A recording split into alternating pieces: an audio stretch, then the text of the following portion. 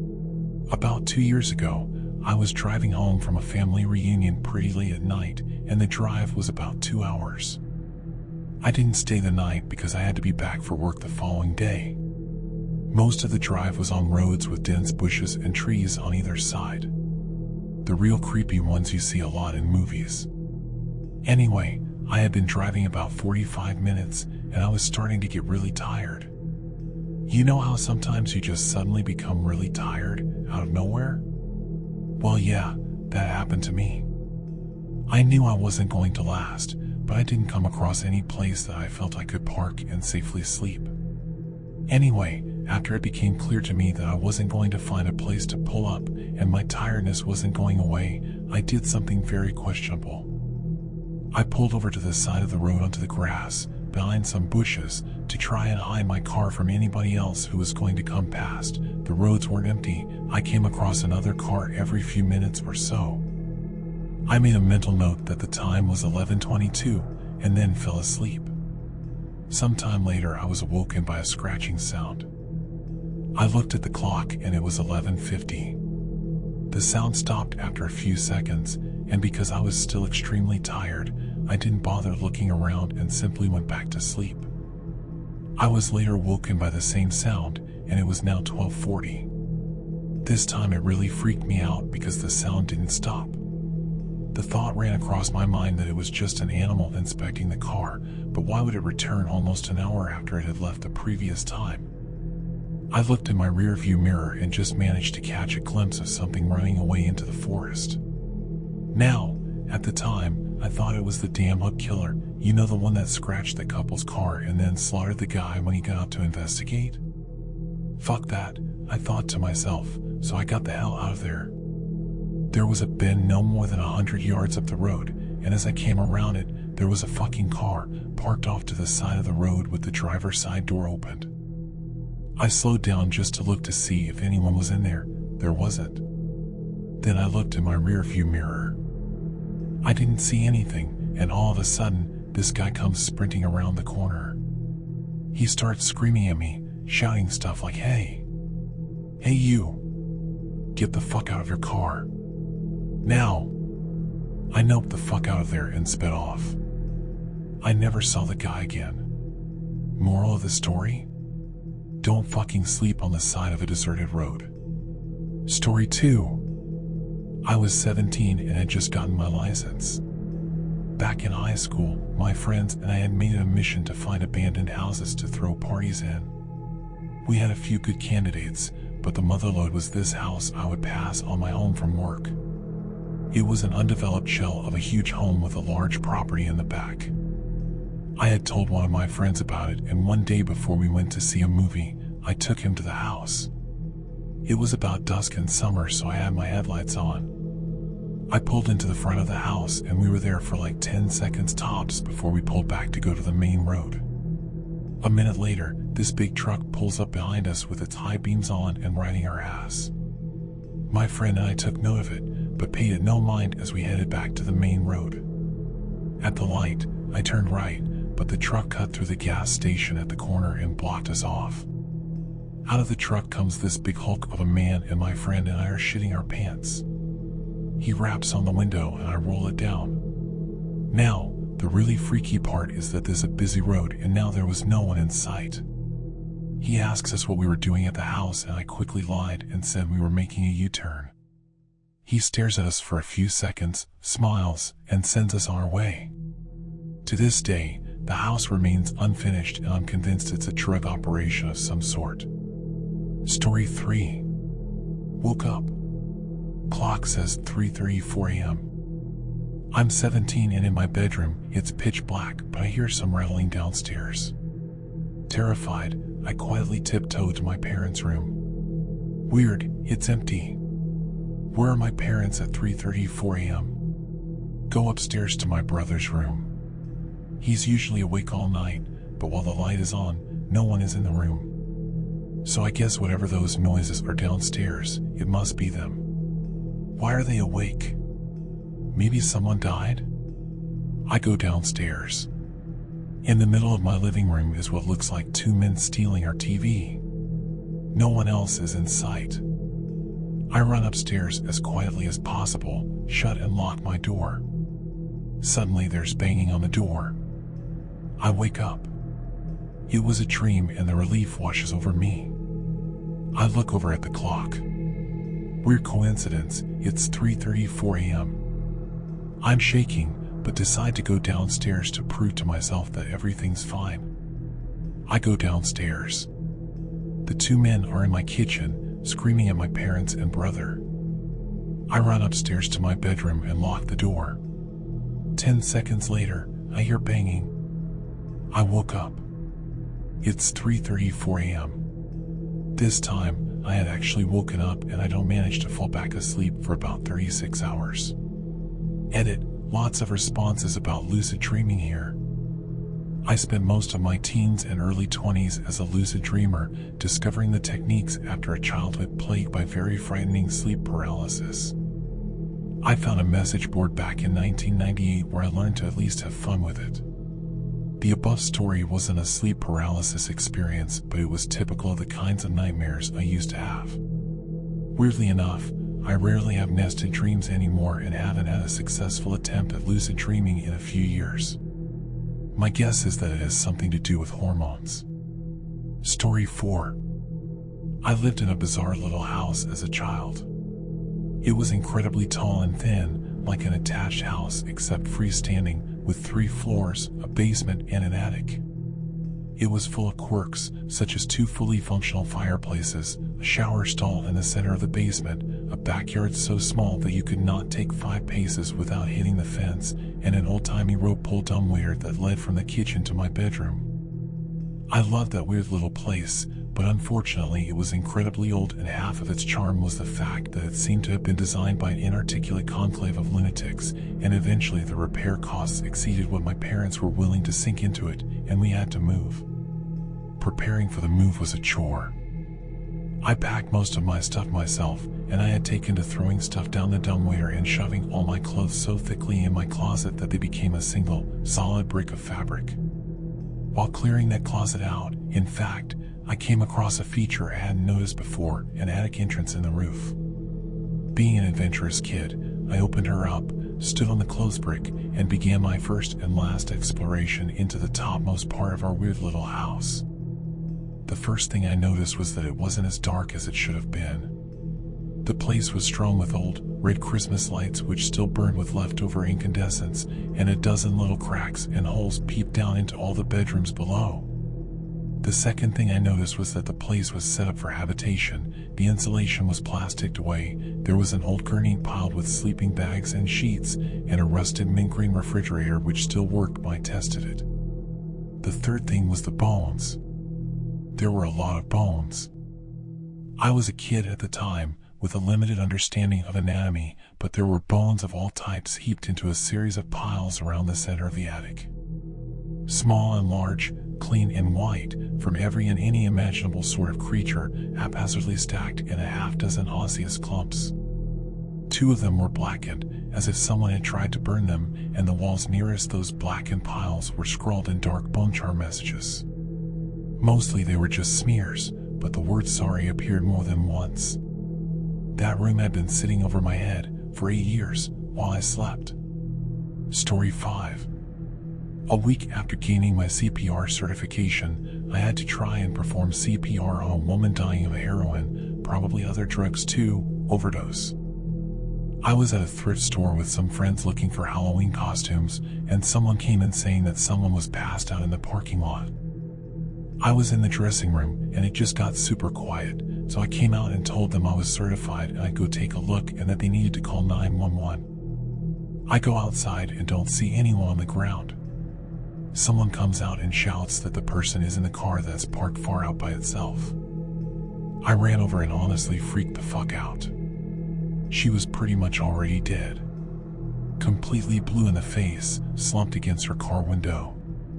She had the red druggy rings around her eyes, but those were blue too because she was so oxygen deprived. We opened the door, and I'll never forget that when we turned her head to see if she still had a pulse, she had tears running down her face. We pulled her out of the car, put her on the ground, and took her pulse again because the first person to do it wasn't sure. We started CPR and the ambulance arrived about a minute after. They got her strapped up and in and continued CPR. They had another ambulance come and those EMTs got out and there was literally like 6 of them surrounding her. The cop told us they had administered some type of drug that can apparently reverse heroin overdoses if given in time, but she was pretty much dead already. They would do the necessary stuff until they could get to the hospital and call it, according to him. I also remember when we opened the door there was heroin needles and empty pill bottles all over the floor. She wasn't very old. We also think she had kids. She had some toys and a car seat, plus 2 names tattooed on her. Story 6. This is not supernatural creepy, but is one of the more disturbing and surreal experiences of my life. One early morning a few short years ago, I am walking to my bus stop and eating a banana. It is dark, misty, around 5 a.m., and I am internally debating something trivial, like if I want my daily Starbucks before or after the commute. As I approach the dimly lit corner on my street, a tall man in a black mask steps out of the dark alleyway to my left. Sleepy and disoriented, I barely acknowledge him. When he shouts, "Put down your fucking purse," and points his gun to my head, things start to click. The man says, "Put down your bags," and I tell him, okay, I'm putting them down over here. He orders me to walk over to him, toward the alley, and get down on the fucking ground, and I agree, I'm coming, okay. My heart is beating a million miles a minute and my hands still smell sticky with banana. I know I need to get away. I don't know why, but my mouth won't stop working. Look, see, I'm on the ground. My stuff is over there. Please just take my stuff, but he doesn't like it. Shut the fuck up, okay? He gets on top of me and puts the gun to my head.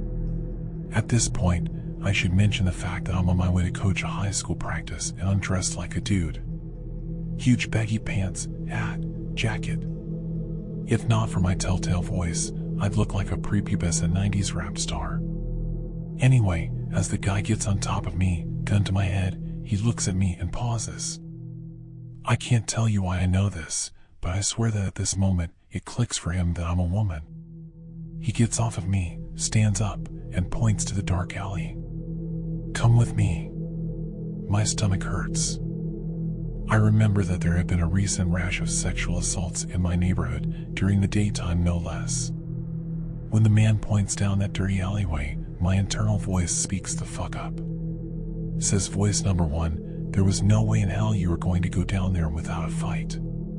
But he has a gun, you dipshit, replies voice number 2. Fucking follow me, the real voice, his voice, hollers. So I do what I do best, I talk. I'm coming, I'm following you. I call. And the man makes a crucial mistake. He believes me. I take 1, 2 tiny steps backwards toward the sidewalk. And he turns his body and his gun toward the alley. This is my moment. I take a deep breath, tuck my head down in case he starts shooting, and start sprinting away. I hear a voice screaming a high-pitched wail before I realize that it's mine. After running 6 or 7 blocks, I head back to my apartment, hoping he's not there to see where I lived. The police check out the alleyway an hour later, but the potential attacker is long gone. The only evidence of the encounter is my banana peel brownie in the alleyway and the adrenaline rush that I couldn't shake for days. I would be lying if I said that experience doesn't bother me still, but I'm so fortunate to mainly be haunted by the what-ifs. Story 7. When I was in high school, I had a really good friend who lived next door to a house that was always up for sale. People would move out in the middle of the night without a word, and it hadn't had the same owner for more than 6 months straight for a couple of years. One night we were really bored and he suggested we go explore the house next door since it had sat empty for a while. We go around back and there's a dog door that he can crawl through, and he unlocks the door and lets me in. The house itself is really unremarkable. It looked like it was built in maybe the 1950s and was a craftsman-style house in an older, nicer part of town. My friend's house was similarly built. The kitchen had a really nice built-in breakfast table set against a picture window. The house's electricity was off, but you could see the streetlight through the window. My friend and I sit down on the floor across from this table and are just hanging out, talking. Why? Who knows? All of a sudden my friend screams, and in that instant, my vision goes black. But it wasn't that I just couldn't see, my body was engulfed in this sickly coldness from head to toe. I start screaming and I feel my friend's hand grabbing mine and pulling me in some direction forcefully. My vision slowly comes back and I start to warm up when I realize that we're outside under the streetlight. It was December and should have been much warmer inside of that house. Finally, I look at my friend and he looks scared. I'm really confused and kind of panicked myself and finally ask him what happened. He says that as I was talking, a black thing. This figure that was all black and only had the vague shape of a girl crawled out from under the table and sat on top of me. Apparently, I started groping around with my eyes wide open, like I couldn't see, and he was so freaked out he pulled me out of the house. We're still friends and we bring it up every now and then, but the story itself never changes and it still sends chills down my spine. To this day, I've never felt such blackness or coldness in my life. It was palpable, almost sticky. For a couple of days afterward, I couldn't shake this unsettling feeling, and I could never walk past that house again. Ugh. I'm scared to get out of bed now. Story 8. Every time I stay at my grandma's house, I hear someone walking upstairs. It starts at one side of the room, casually walks to the other, and stops. This will happen maybe twice a night. I didn't start hearing it until I was about 14, when my grandparents made me start sleeping in a different room on the first floor because they started sleeping in separate bedrooms. Blah blah blah, regardless, both of their rooms are also on the first floor. For a little backstory, I have always been afraid of the upstairs at their house. I don't know why, but it's always freaked me out, and I refuse to ever go up there alone. I'm 23 now, still won't go up alone. There's one room specifically, though. It's a long, narrow bedroom. When you open the door, there are closets on your left and right, a bed placed roughly in the middle of the room, and a window on the far side opposite the door. I was told growing up by my grandparents that the sons of the previous owner claimed to see a gorilla come out of the closet at night, dance around the room, and go back into the closet. I thought nothing of this story until I had to start sleeping in the other room. The room located directly below the scary room upstairs. So, we all go to bed. All the lights in the house are off and I'm still awake, lying on the bed. Then I heard it. Thump. Thump. Thump. Starting at one end of the room upstairs. It got closer to me, passed right above me, and continued to the end of the room where it stopped. I'm wide awake, terrified out of my mind. It was no question to me that I had heard footsteps. I knew that slow, casual pace. I was freaked out and went to my grandpa's room. I told him what I heard. He told me that the house is old and it creaks. But he turned the dining room light on for me, so I felt a little safer. I tried going back to sleep. Then it started again, this time from where it ended the first time, by the window upstairs. It walks over me again and stops when it reached the door. I thought it was over until 5 seconds later when I heard it coming down the stairs. 1, 2, 3, 4, 5, silence as it reached the landing. Then 6, 7, 8, 9, 10, and silence again as it reached the first floor. I was frozen in shock. Whatever it was on my floor of the house and sadly unaffected by the dining room light. I was staring at the doorway to my room, the dining room light was shining in, and my vision began to distort. I felt dizzy with fear, so I pulled the blankets over my head and suddenly heard a scratching sound from inside my room. I knew exactly where it was coming from, too, my grandpa's gun case. It was a very obvious sound, scratching on the wood. Long scratches down the front of the gun case door. I could even hear the door ever so slightly tapping against the frame as each scratch began. I tried to scream and I couldn't. I took a second to take a deep breath and let out a loud scream. In seconds, my grandpa had made it to my room and I was relieved. Needless to say, he still didn't believe me. So I did what any normal person would do. I draped a sheet over the side of the bed and slept underneath it. I wrapped myself tight in a comforter, put on headphones, and turned my back to the door. There could be a party of ghosts in my room and I wouldn't even know. The next morning, my grandpa told my grandma about what happened the night before. She said, "That's silly. You know, your cousin woke me up the last time she stayed here. She came in my room saying, 'I hear footsteps.' I slept under the bed for the rest of my week stay with them. I've stayed there countless times since that happened, and I hear the footsteps every time. I sleep on top of the bed now, but keep my back to the door and sleep with headphones on. I haven't heard it come down the stairs since that first night, but if it does, I don't want to know." Story 9. About a month ago, I went over to my girlfriend's house. Except I felt really uneasy when I went into the living room. Turns out, they replaced a china cabinet with one of her grandmothers whom passed away a few months back. Her grandmother was bedridden in the hospital, and I've ever gotten to meet her. I felt uneasy the whole time. Being around her grandmother's furniture made me so anxious and almost sad. When I told her, she said it was probably nothing. She went to the bathroom. When I went over to the cabinet, it was about 6 feet tall. Dark wood.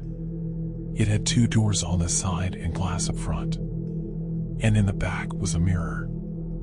I was looking at the teacups and small baby dolls when I could swear I saw someone in the mirror behind me. Just a silhouette. I called out to my girlfriend. But as I did, I heard a shrill screech from the bathroom.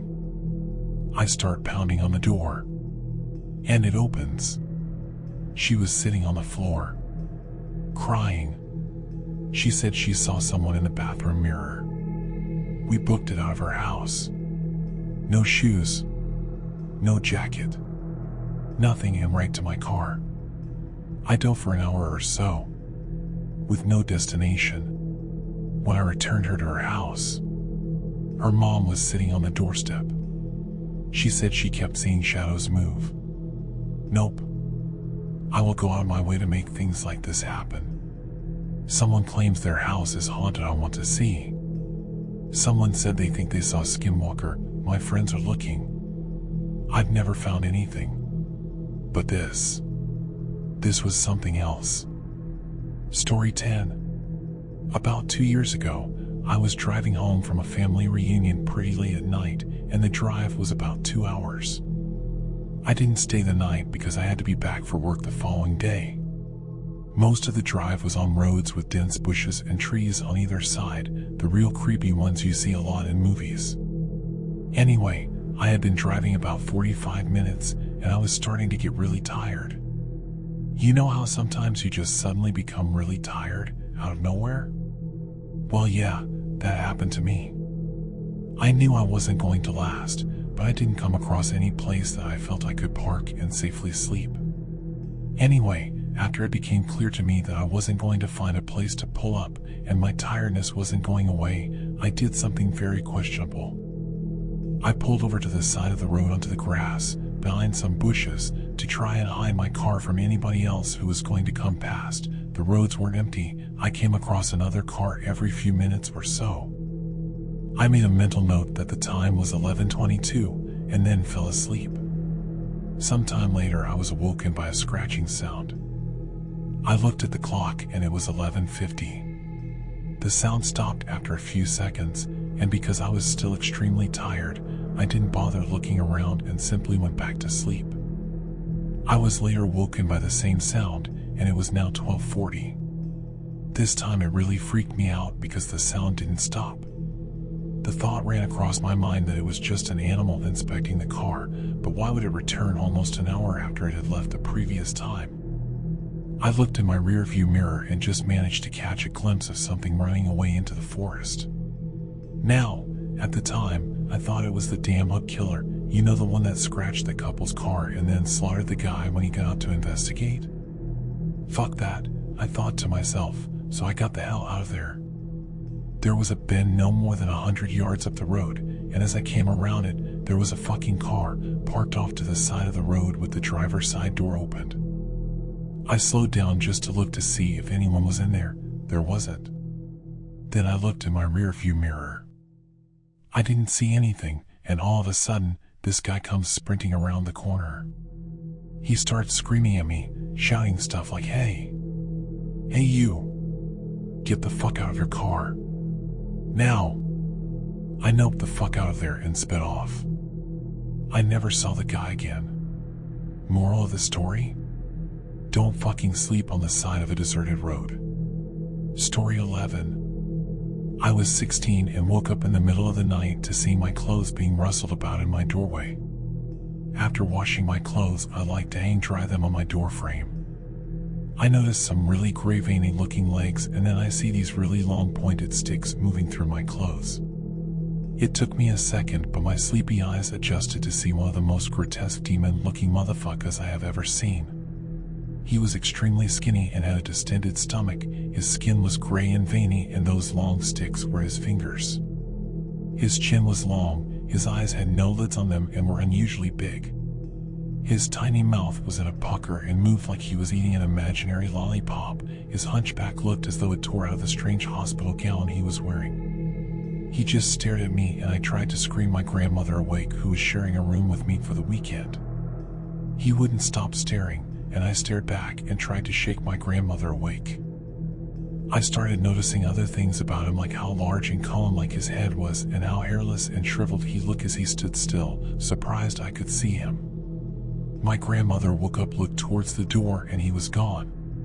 In the weeks leading to this encounter, I had been experiencing strange things in my house, like my bedroom door slamming and locking on its own. One night I woke up to what felt like several hands touching my feet and legs, and horrible nightmares. After the experience with this strange gray man, I told my parents, and they had my room exorcised. If an exorcism really made those horrible things stop, or gave me peace of mind from things I was manifesting myself.